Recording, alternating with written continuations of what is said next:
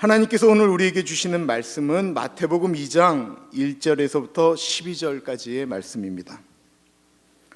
하나님의 말씀 받들어 봉독할 때에 살아계신 하나님의 음성을 들으시기 바랍니다. 헤롯 왕 때에 예수께서 유대 베들레헴에서 나심에 동방으로부터 박사들이 예루살렘에 이르러 말하되 유대인의 왕으로 나신 이가 어디 계시뇨? 우리가 동방에서 그의 별을 보고 그에게 경배하러 왔노라 하니 헤롯 왕과 온 예루살렘이 듣고 소동한지라. 왕이 모든 대제사장과 백성의 서기관들을 모아 그리스도가 어디서 나겠느냐 물으니 가로되 유대 베들레헴이오니 이는 선지자로 이렇게 기록된 바 또 유대 땅 베들레헴아 너는 유다 고을 중에 가장 작지 아니하도다. 내게서 한 다스리는 자가 나와서 내 백성 이스라엘의 목자가 되리라 하였음이니이다. 이에 헤롯이 가만히 박사들을 불러 별이 나타난 때를 자세히 묻고 베들레헴으로 보내매 이르되 가서 아기에 대하여 자세히 알아보고 찾거든 내게 고하여 나도 가서 그에게 경배하게 하라. 박사들이 왕의 말을 듣고 갈새 동방에서 보던 그 별이 문득 앞서 인도하여 가다가 아기 있는 곳 위에 머물러 섰는지라. 저희가 별을 보고 가장 크게 기뻐하더라. 집에 들어가 아기와 그 모친 마리아에 함께 있는 것을 보고 엎드려 아기께 경배하고 보배압을 열어 황금과 유향과 몰약을 예물로 드리니라. 꿈에 헤롯에게로 돌아가지 말라 지시하심을 받아 다른 길로 고국에 돌아가니라. 아멘. 오늘은 마태복음 2장 1절에서부터 12절까지의 말씀을 가지고 예수님께 경배합니다 라는 제목으로 은혜를 나누고자 합니다. 오늘은 성탄절입니다. 성탄절은 예수님이 탄생하신 날을 기념하는 날입니다. 세상은 지금 온통 떠들썩합니다. 그런데 그들은 정작 성탄절이 누구의 생일인지에 대해서는 관심이 없습니다. 어떤 사람들은 이 날을 사랑을 고백하는 날로 잡습니다. 어떤 분들은 이 날을 대목이라고 이야기를 합니다. 선물을 전달하고 감사를 전달하기 위해서 이 날이 많이 사용되어집니다. 한국은 2000년 전 베들레헴의 여관이 동이 난 것처럼 한국의 모든 영화는 이틀 전부터 완전히 동이 났다라고 이야기하고 있습니다. 반대로 베들레헴에는 유래를 알 수 없는 인파가 모여서 크리스마스를 보냈다라고 이야기를 합니다. 10만 명이 넘는 인파가 베들레헴에 모여서 크리스마스를 보내고 있습니다. 여러분, 더 이상 이 세상에 예수님의 이름을 들어보지 못한 소위 말하는 미전도 종족이라고 하는 그런 나라는 이제 거의 없어지게 되었습니다. 인터넷을 비롯한 여러 가지 매체들이 활발하게 움직여지면서 예수님의 이름은 점점 더 세상에 퍼져 나갔습니다. 사람들은 예수님의 이름을 듣게 되었습니다. 그런데 더 이상 사람들은 그 예수님이라고 하는 분의 이름에 관심이 없습니다. 사람들은 그 이름이 얼마나 위대한 이름인지 알지를 못합니다. 그 이름은요, 구원을 받느냐 못 받느냐를 결정하는 대단히 중요한 이름입니다. 다른 이로서는 구원을 얻을 수 없나니 천하인간의 구원을 얻을 만한 다른 이름을 우리에게 주신 적이 없다라고 말씀하고 있습니다. 70년대 한국에는 그 농촌을 떠나는 산업화의 영향으로 농촌을 떠나는 소위 말하는 이농 현상이 일어나기 시작했습니다. 시골을 떠나는 그 10대, 20대의 여자분들은 구로공단 같은 데 가서 재봉틀을 밟았습니다.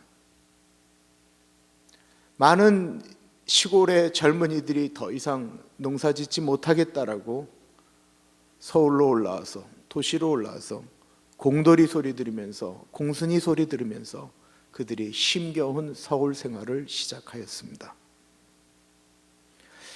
그들이 그렇게 힘들다 보니까 그들은 신앙을 찾기 시작하였습니다. 시골에서 올라온 분들이 가장 많이 갔던 것은 쉼과 축복이라고 하는 것을 강조하였던, 위로를 강조하였던 여의도 순복음교회였습니다. 순복음교회에서 제일 좋아하는, 가장 많은 부른 찬양이 있다고 한다면 그 찬양은 다름 아닌 이것입니다. 슬픈 마음 있는 사람 예수 이름 믿으면 영원토록 변함없는 기쁜 마음 얻으리. 예수의 이름은 세상의 소망이요 예수의 이름은 천국의 기쁨일세. 오늘 이 크리스마스에 우리들이 불러야 될 이름이 있다고 한다면 그것은 바로 예수님의 이름입니다. 2000년 전에 첫 번째 크리스마스에 사람들이 볼 수 있을 만한, 하늘을 보면 다 너무 놀랄 만한 한 큰 별이 뜨기 시작하였습니다. 그 별은 갑자기 나타난 별이었고 너무나도 큰 별이었기 때문에 많은 사람들이, 밤에 하늘을 보는 사람들은 다 볼 수 있었던 별이었습니다. 큰 별이 떠니까 사람들은 신기하기 시작했습니다. 별 떴다라는 것입니다. 모르는 별이 왔다라는 것입니다. 그런데 그 별이 그 다음 날도 뜨고 또 그 다음 날도 뜨고 또 그 다음 날도 뜨자 더 이상 그 별은 신기한 별이 되지 않게 되었습니다. 사람들은요, 익숙해지면 신비감을 잃어버리게 됩니다. 사람들은 익숙해지면 은혜를 잃어버리게 됩니다.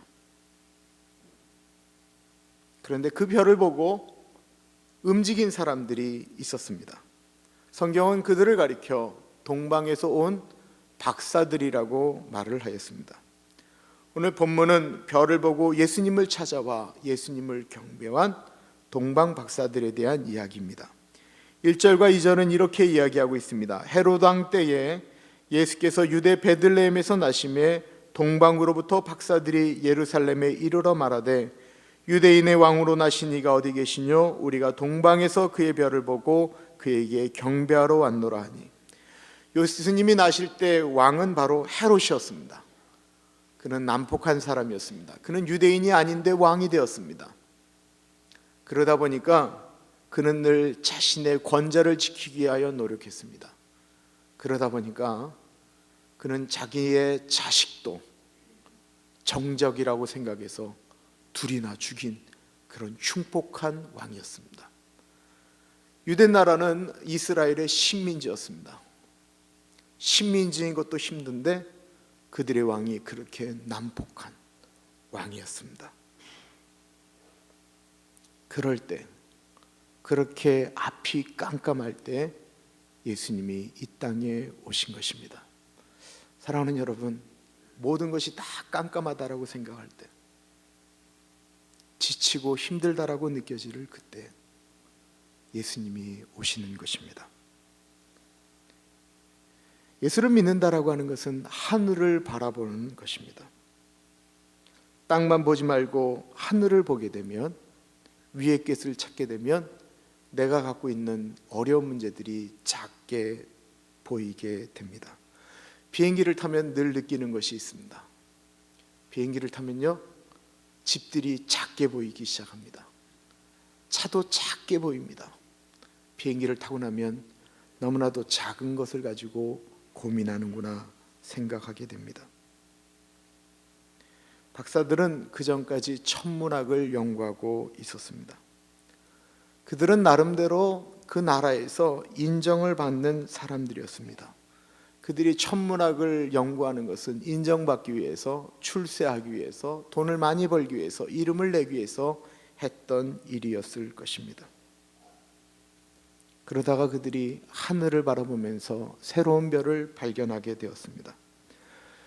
그 별을 발견하면서 그 별의 의미를 부여하기 시작하자 그들은 그 전까지 자신들이 가졌던 돈과 명예와 부가 그렇게 중요하지 않게 되었습니다.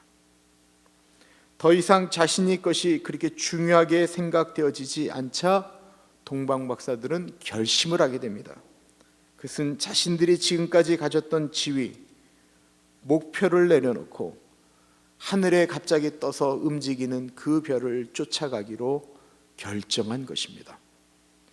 신앙은 결정입니다. 왜 예수를 오래 믿었는데도 예수님을 못 만났냐? 결단하지 않기 때문에 그렇습니다. 신앙생활이라고 하는 것은 하나님의 뜻을 따라서 내 것을 내려놓는 것을 의미하는 것입니다. 별이 가리키는 곳을 향하여, 별이 움직이는 곳을 향하여 그들은 먼 순례의 길을 떠났습니다. 이들의 고향은 페르시아라고 보통 이야기를 하기도 하고 더 먼 인도라고도 이야기를 합니다. 처음에 길을 떠날 때 얼마나 흥분되었겠습니까? 얼마나 기대가 있었겠습니까? 그런데 별이 어느 정도 와서 멈춰주면 좋은데 사막을 지나가는데도 별이 멈추지를 않는 것입니다. 험한 계곡, 저기에는 사자가 나오고 호랑이가 나온다라고 하는 곳에도 그 별은 멈춰지지 않고 계속해서 지나가고 있습니다. 험한 줄령을 넘어야 됐고 그들은 주변에서 강도를 만났는지도 모르겠습니다. 우리의 인생을 가리켜 순례자의 인생이라고 이야기합니다. 예수님 따라가는 것, 별 따라가는 것이 결코 쉬운 인생은 아닙니다. 요즘 성경 공부에 이렇게 바람이 좀 불었잖아요. 성경 공부를 열심히 하는 분들이 이렇게 고백합니다. 이렇게 힘들 줄 몰랐습니다. 이렇게 시간을 내야 되는 줄 몰랐습니다. 그런데 그러다 보면 바뀌는 것이 있습니다. 성경 공부를 열심히 하려면요, 텔레비전 보는 것이 줄어듭니다. 세상에 오락이 줄어듭니다. 골프 치는 것도 줄어들게 됩니다. 골프공이 잘 안 맞습니다. 가치관이 바뀌게 됩니다. 세상을 보는 기준이 달라지게 되는 것입니다. 예수님을 따라가는데 이런 것들, 모든 것들을 동행해서 가는데 뜻하지 않게 아픔이 온다라는 것입니다. 정말로 큰 문제는 때때로 말씀을 따라서 살려고 노력을 하는데 길이 보이지 않는다라는 것입니다. 동방 박사들에게 이런 일이 발생되었습니다. 이들은 분명히 가정을 가지고 있는 사람들이었을 것입니다. 준비해온 예물을 보면 이 사람들이 그 나라에서 얼마나 출세한 사람들인지, 얼마나 재력이 있는 사람들인지 충분히 느낄 정도로 이 사람들은 고귀한 사람들이었습니다. 여러분, 이 사람들이 가서 왕을 만나자고 할 때 왕을 만날 수 있을 정도였으니 얼마나 대단한 사람들이었겠습니까? 이들은 가정을 버려두고 자기의 것들을 내려두고 주님을 따라 움직이기 시작하였습니다. 그런데 갑자기 별이 사라진 것입니다. 인생을 살다 보면 신앙생활 하는데 앞이 안 보일 때가 있습니다. 이제껏 그거 붙들고 온 것처럼 느껴졌는데 갑자기 그것이 보이지 않을 때가 있습니다.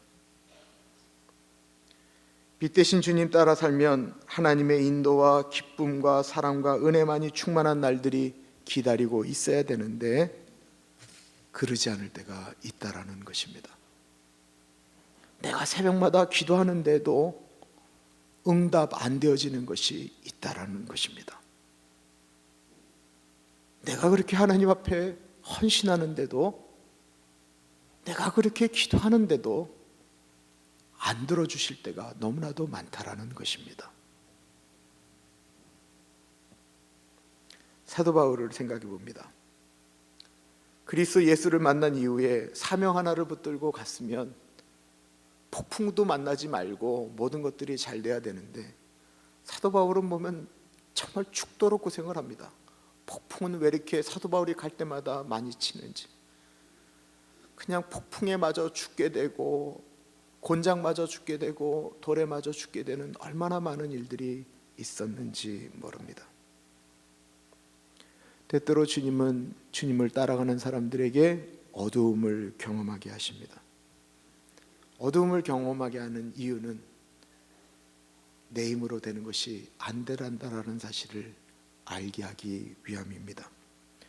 동방 박사들은 별이 갑자기 사라지자 포기해야 했습니다. 그런데요, 그들은 포기하지 않고 예루살렘에 갔습니다. 그리고 그곳에서 묻습니다. 우리가 왕을 찾으려고 하는데 별이 없어졌습니다. 유대인의 왕이 어디서 나십니까? 라고 질문을 합니다. 여러분 꼭 기억하십시오.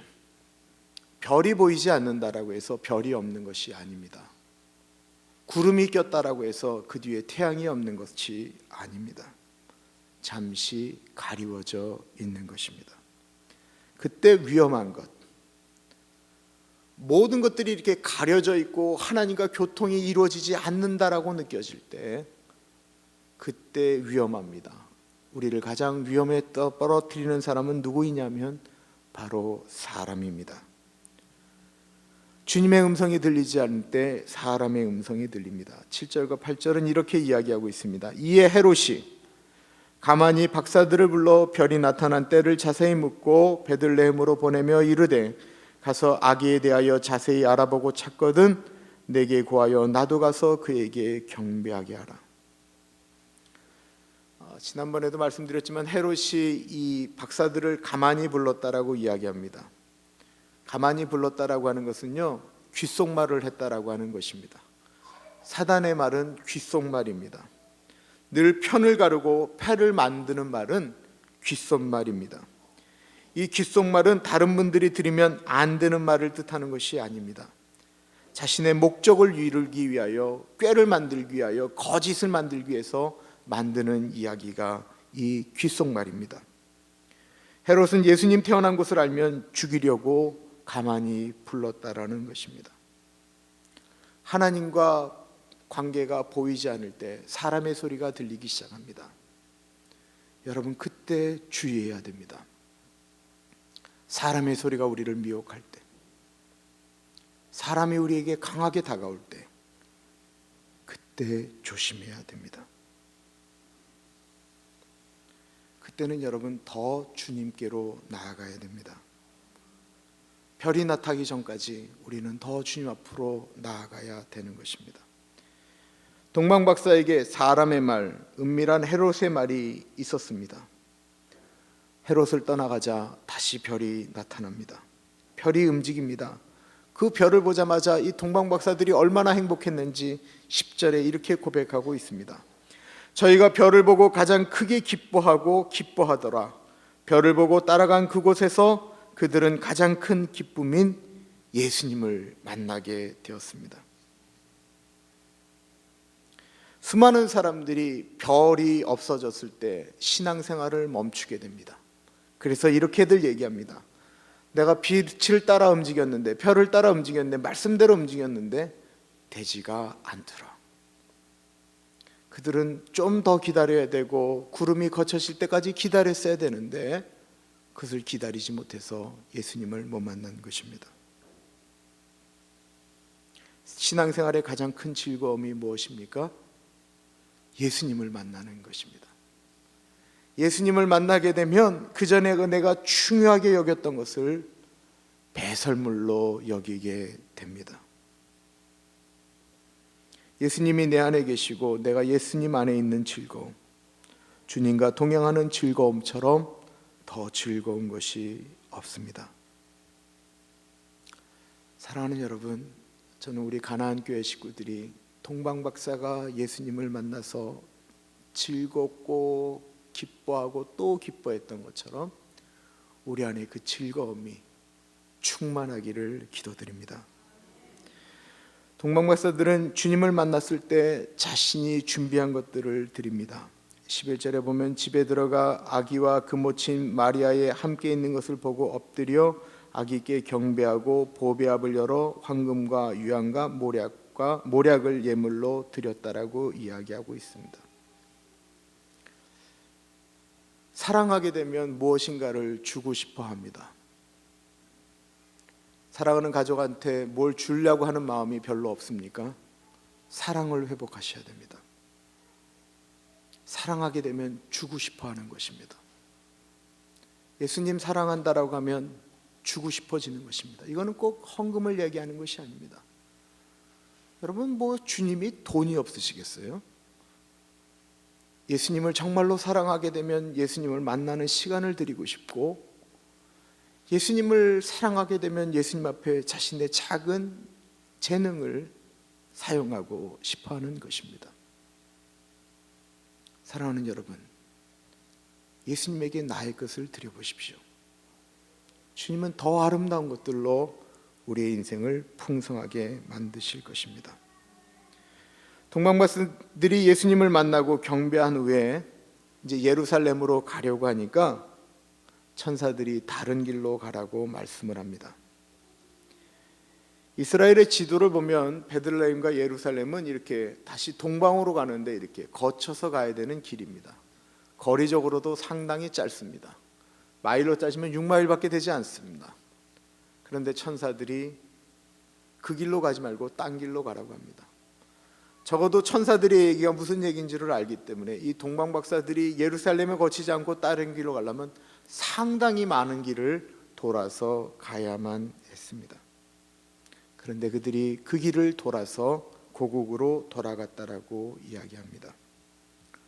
하나님이 어느 때는 우리를 멀리 돌아가라라고 말씀하십니다. 이제는 예수님 만났으니까, 주님 나는 이제 예수님 만났으니까요, 예루살렘 가서 나는 순교해도 좋습니다. 난 짧게 가겠습니다 라고 이야기한다 할지라도, 아니 나의 뜻은 네가 죽는 것이 아니고 돌아가는 것이다 라고 말씀할 수 있다라는 것입니다. 어쩔 때는 돌아가는 것이 경배입니다. 이렇게 하면 교회에 좋은 것 같고 이렇게 하면 아이들에게 좋다라고 생각할지라도 어쩔 때는 멈추는 것이 은혜입니다. 어쩔 때는 막힌 길이 은혜인 것입니다. 동방박사들의 모습은 어쩌면 우리들의 앞을 가셨던 믿음의 선진들의 모습입니다. 빛 대신 주님 발견하고 그분 따라가고 자신들의 삶을 드렸던 것처럼 말입니다. 오늘은 크리스마스입니다.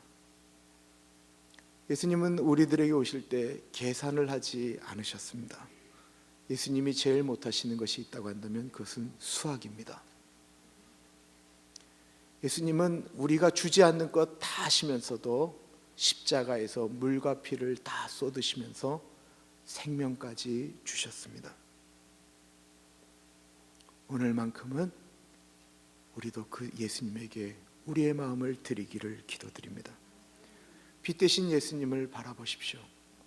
지금 내 앞에 그 빛 대신 예수님이 보이지 않고 깜깜한 것이 보인다라고 느껴진다 할지라도 그 어둠 뒤에 있는 예수님을 바라보십시오. 그 좋으신 예수님이 이 땅에 오시며 우리에게 말씀하십니다. 나는 너희들을 영원히 지키는 임마누엘이 되리라.